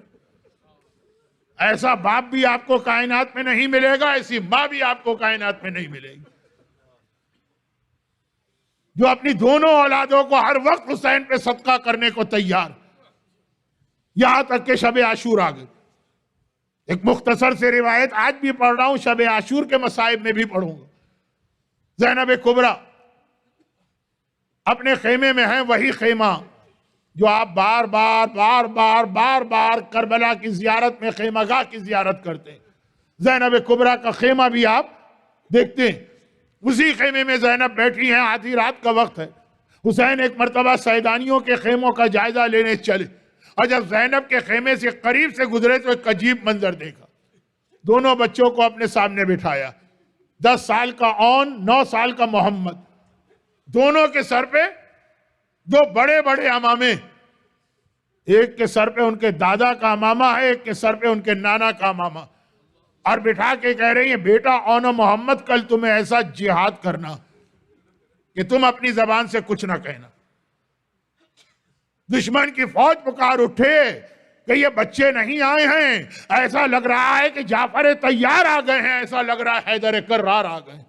اور دیکھو بیٹا، اتنا تو مجھے پتا تم جعفر طیار اور حیدر کرار کے بیٹے ہو، اتنا تو مجھے پتا ہے کہ کل فرات کے دریا پہ تمہارا قبضہ ہونے والا۔ بس ایک نصیحت، ایک وصیت ماں کی یاد رکھنا، جب فرات کے دریا پہ قبضہ کر لینا تو ایک تو ویسے ہی بہت پیاسے ہو، اور اس جنگ کے بعد اور پیاسے ہوگے، خبردار پانی نہ پینا جب تک کہ اصغر پیاسا ہے، جب اصغر کی پیاس بجھ جائے اس کے بعد پانی پینا۔ صابر امام کائنات کا سب سے بڑا صابر حسین کی آنکھوں میں آنسو آ گئے جب زینب کبریٰ کو اس انداز سے اپنے بچوں کے لیے کل کی تیاری کرواتے دیکھا ہے۔ مگر جب کل کا دن آ گیا تو بار بار زینب بچوں کو بلا کے کہتی ہے، بیٹا محمد، ابھی تک تم میدان میں گئے نہیں، ابھی تک تم نے جہاد شروع کیا نہیں۔ بار بلوایا جا رہا ہے، یہاں تک کہ اکبر کا لاشا بھی آ گیا اور محمد اب تک موجود ہیں۔ اب جو بچے ماں کے قریب آئے تو ناراضگی سے منہ پھیر لیے، کہا بیٹا محمد، میرا اکبر مارا گیا اور تم زندہ رہ گئے۔ بچوں نے ہاتھ جوڑ دیے، کہا اماں کسی سے پوچھ لے۔ صبح سے لے کے اب تک ہر مرتبہ دوڑ کے ہم ماموں کے پاس جاتے، ماموں ہمیں مقتل میں جانے کی اجازت دے دیجیے، اور وہاں سے جواب آتا ہے کہ تم تو میری زینب کی نشانی ہو، میں کس طرح تمہیں مقتل میں بھیجوں؟ ایک مرتبہ ماموں سے اجازت دلوا دیجئے، پھر دیکھیے کہ آپ کے بیٹے کیسے آپ کے دودھ کا حق ادا کرتے ہیں۔ میرے مرحوم استاد ایک جملہ کہا کرتے تھے کہ بس ایک مرتبہ فضہ کو بلا کے کہا، فضہ ذرا بھائی کو بلا کے لانا۔ زینب کبریٰ کا پیغام پہنچا، حسین خیمے میں آئے۔ زینب کیا بات ہے؟ کہا کہ بھئیہ آج بہن بھائی سے بات نہیں کر رہی، آج حیدر کرار کی بیٹی اور جعفر طیار کی بہو اپنے آقا سے ایک سوال کر رہی ہے کہ میرے اون اور میرے محمد کو بھی مرنے کی اجازت دے دے۔ حسین نے کہا کیسے اون و محمد کو مقتل میں بھیجوں؟ زینب نے کہا جب میرا اکبر مارا گیا اب مجھے اون و محمد نہیں چاہیے۔ حسین کا جواب، بہن چونکہ آج تو مرنا سب کو ہے، چلو تمہاری خواہش پوری کی، بچے چلنا چاہتے ہیں، ایک مرتبہ روک دیا۔ کہا بھئیہ ایک میری اور خواہش پوری کرتے جا، اور یہ کہے کہ خیمے میں، وہی خیمہ جو آج بھی کربلا میں موجود ہے، خیمے میں موجود ایک صندوق کھولا، 2 امامے نکالے، پہلا امامہ حسین کے ہاتھ میں دیا، یہ ان کے دادا جعفر طیار کا امامہ ہے، اپنے ہاتھ سے اون کو پہنا۔ جب اون کو امامہ پہنا دیا تو دوسرا امامہ پھر حسین کے ہاتھ میں دیا، یہ ان کے نانا حیدر کرار کا امامہ ہے، یہ چھوٹے بھائی محمد کو پہنا۔ بچے ہیں تو کیا ہوا؟ دادا کی شان اور نانا کی شان دکھانے جا رہے ہیں۔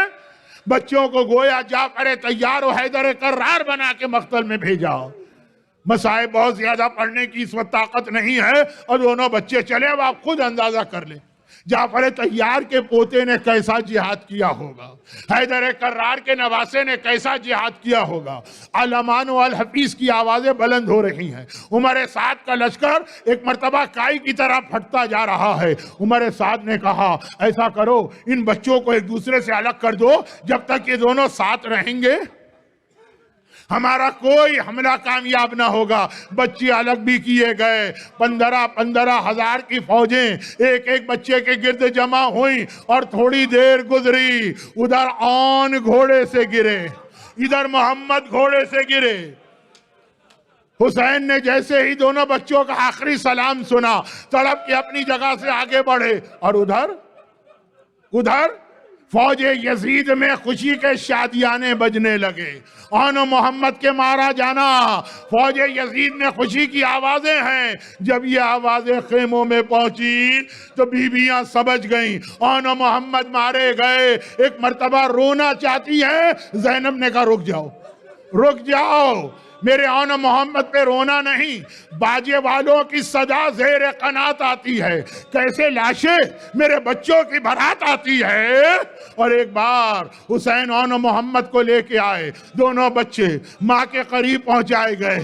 بہرحال زینب ماں تو ہے نا، دیکھا کہ دونوں بچے ماں کے قریب لے جائے گئے، اور بھائی نے کہا بہن زینب میں نے تیری خواہش پوری کر دی، اب تو بھی میری ایک خواہش پوری کر دے، ایک مرتبہ تو اپنے بچوں کو کلیجے سے لگا لے۔